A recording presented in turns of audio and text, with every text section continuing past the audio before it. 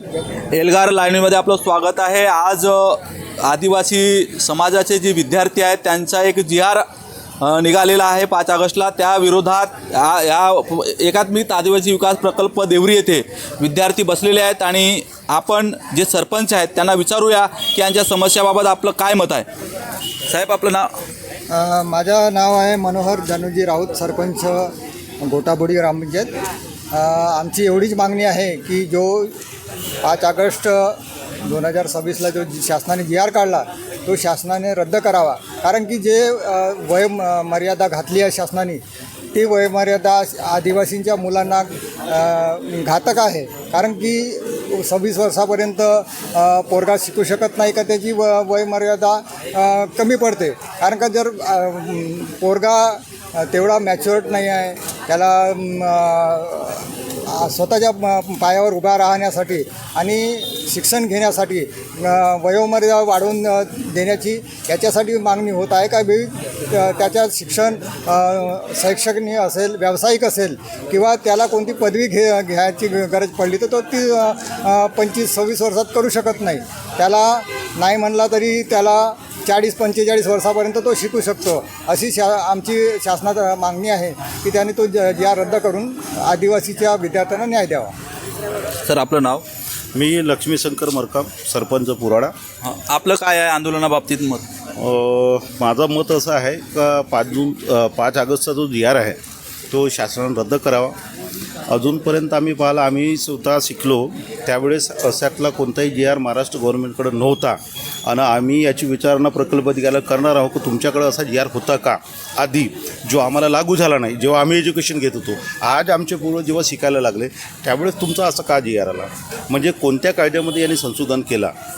आता त्याच्यातले काही प्रतिनिधी म्हणत आहेत का आधी जी.आर. होता तर त्याची शहानिशा करावं, म्हणून आम्ही सोमवारला पुन्हा येत आहोत आणि त्या जी.आर.ची शहानिशा करू का तुमच्याकडं होता का, आणि नसेल तर खोट्या आश्वासनं देऊन खोटे फसवणूक करून आमच्या विद्यार्थ्यांना फसवू नका आणि तो जी.आर. रद्द करा। आणि शिक्षणाची जी अट आहे 26 असोत या 30 असोत, मला सांगा, मी समजा UPSCचा एक्झाम करत आहो, UPSCचा एक्झाम क्रॅक करत आहो, तर त्या ठिकाणी मला वेळ लागू शकतो ना।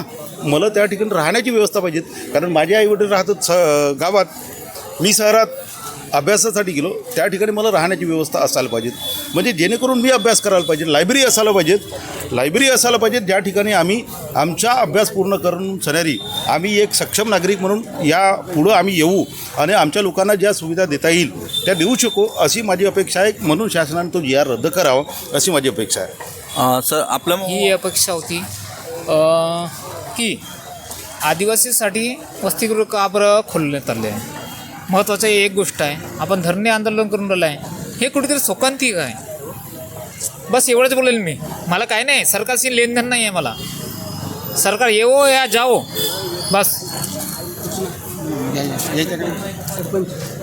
मी सरपंच ग्रामपंचायत डवकी गौरव परसगर। जो शासनाने 5 ऑगस्ट 2026चा जो जी.आर. निघालेला तो खरोखरच आदिवासी समाजाशी हा न्याय न देणारा एक जी.आर. काढलेला आहे, तर तो शासनाने रद्द करावा अशी माझी मुख्य भूमिका आहे।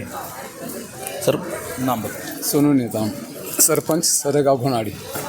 क्या है आपकी? मेरा कहना है कि जो जी.आर. निकला है ये जी.आर. आदिवासी को समाप्त करने का जी.आर. है, क्योंकि जब बच्चे पढ़ेंगे ही नहीं तो आदिवासी जगेंगे कैसे। जब बच्चे अपने भविष्य का अगर उन्होंने निर्वाह नहीं किया और उसमें मर्यादा दे चुका है, आज मर्यादा कैसे किस रूप का मर्यादा देना चाहिए। आदिवासी अम्बेडकर बाबा ने जो बोला है सब स्वतंत्रता का जो नियम है, कायदा है, सबका अधिकार हक है, वो पढ़ने का, लिखने का, ज़िंदगी करने का सारी चीज़ अधिकार दिया है, उसका अधिकार उस पर मिलना चाहिए। सब अधिकार को स्वतंत्र सब करने के लिए, मगर ये जी.आर. ने कभी हमारे बच्चों को, आदिवासी को कहीं तो भटकाने के लिए, वो अगर कहीं जाए ना, कहीं संघर्ष करे ना, कहीं पढ़ाई मत करे और वो ख़त्म हो जाए, ऐसा एक षड्यंत्र है, ये सरकार का षड्यंत्र है, ऐसा मैं तक मैं समझता। मॅडम बोलतील ना, बाया यायला पाहिजे का? मॅडम, आपलं नाव? माझं गुणवंता कवास आहे, गट ग्रामपंचायत सेरपार, तहसील देवरी, जिल्हा गोंदिया। माझं एवढंच मागणं आहे की आमची आदिवासी मुलं शिक्षणापासून वंचित राहिल्या पाहिजे असं सरकारला वाटत आहे, म्हणून हा GR काढलेला आहे. आणि GR काढलेलं आहे त्यांनी शासनाने ते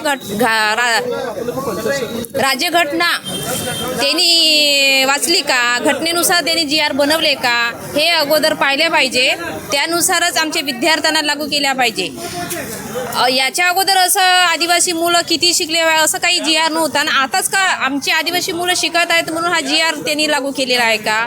आपण आदिवासी आहो, आमचे विद्यार्थी शिक्षणापासून वंचित राहिले नाही पाहिजे म्हणून आम्ही हा संघर्ष करत आहोत आणि आम्ही पाठिंबा नक्की देणार आम्ही आदिवासी मुलांसाठी. एवढीच आमची भूमिका आहे. जोपर्यंत GR रद्द होत नाही तोपर्यंत आमची आदिवासी मुलं हटणार नाही. एवढीच शासनानं आम्ही विनवणी करत आहोत की आमचा जो GR तुम्ही लागू केला आहे तो तात्काळ रद्द करा. जोपर्यंत रद्द होत नाही तोपर्यंत आमची मुलं इथंच उपोषणाला बसतील. आणि आमच्या भर पावसामध्ये आता पाऊस बघत आहात किती पाऊस आहे, आमची मुलं पाण्यामध्ये आहेत. आणि शासनाला अजून कळालेलं नाही आहे की आमच्या मुलांचा विचार करायला पाहिजे होता. आज 6वा दिवस आहे, आमचे मुलं भर पावसामध्ये इथं उपोषणाला बसलेले आहेत. थोडीशी लाजिरवाणी गोष्ट ह्या ठिकाणी होत आहे. शासन आपण चांगलं ऑफिसमध्ये बसतात आणि आमची मुलं आदिवासी मुलं हे शिक्षणापासून वंचित राहिल्या पाहिजे म्हणून हा 6वा दिवस आहे. आजपर्यंत असं झालेलं नाही. आदिवासीसाठी मोर्चा काढावा लागला आम्हाला. कुठंतरी आदिवासी मुलांसाठी त्यांनी सकारात्मक विचार करावा एवढीच विनंती आहे.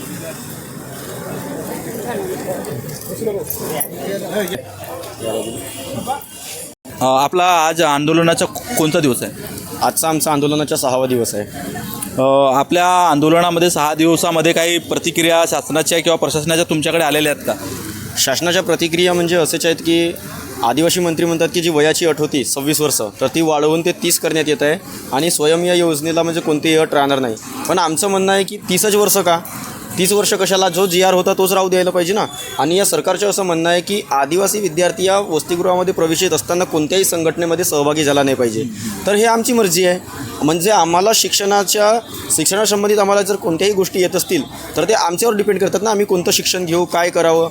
आणि यांनी एक अट अशी काढली होती की जो आपण एखाद्या विषयामध्ये जसा फेल होतो आणि आपल्याला जर दुसऱ्या कोर्समध्ये जर आपल्याला एज्युकेशन घ्यायचे असेल तर 12% व्याजाने पहिलेचे 1 वर्षाचे पैसे वापस करा, त्याच्यानंतर तुम्ही दुसऱ्या कोर्समध्ये प्रवेश करा. तर हे म्हणजे हा जो GR आहे हा आदिवासी मंत्र्यांनी काढलेला जो काळा GR आहे हा तर 100% रद्द झालाच पाहिजे. आणि जो 14 ऑगस्टचा जो सुधारित GR आहे तोही आम्हाला नको पाहिजे.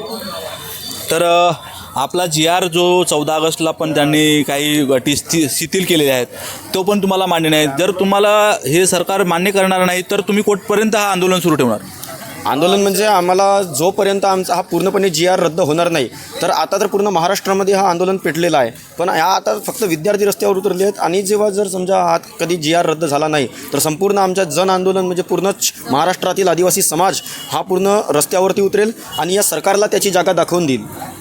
त्याचप्रमाणे 9 ऑगस्ट रोजी धानोरा तालुक्यामध्ये गडचिरोली जिल्ह्यातील जपतलाई आश्रमशाळेमध्ये 6 विद्यार्थिनींना सर्पदंश झाला. तर त्यामध्ये 3 मुलींचा मृत्यू झाला आणि त्यांची जे रक्कम आहे, जे अनुदान त्यांना मुलींना मिळाले ते फक्त 1 लाख रुपये. म्हणजे जर एखादी किडनीसुद्धा आपण घ्यायला गेलो तर 1 लाख रुपयामध्ये मिळत नाही. आणि या आदिवासी मंत्र्यांनी किंवा या नेत्यांनी आमच्या आदिवासी मुलींची किंमत ठरवलं फक्त 1 लाख रुपये. तर माझ्या तरी असं मत आहे की खरोखरच या सरकारवर कोणती तरी किंवा आदिवासी मंत्र्यांना राजीनामा द्यावं किंवा जर राजीनामा देत नसेल तर आमचा संपूर्ण समाज हा रस्त्यावर उतरेल.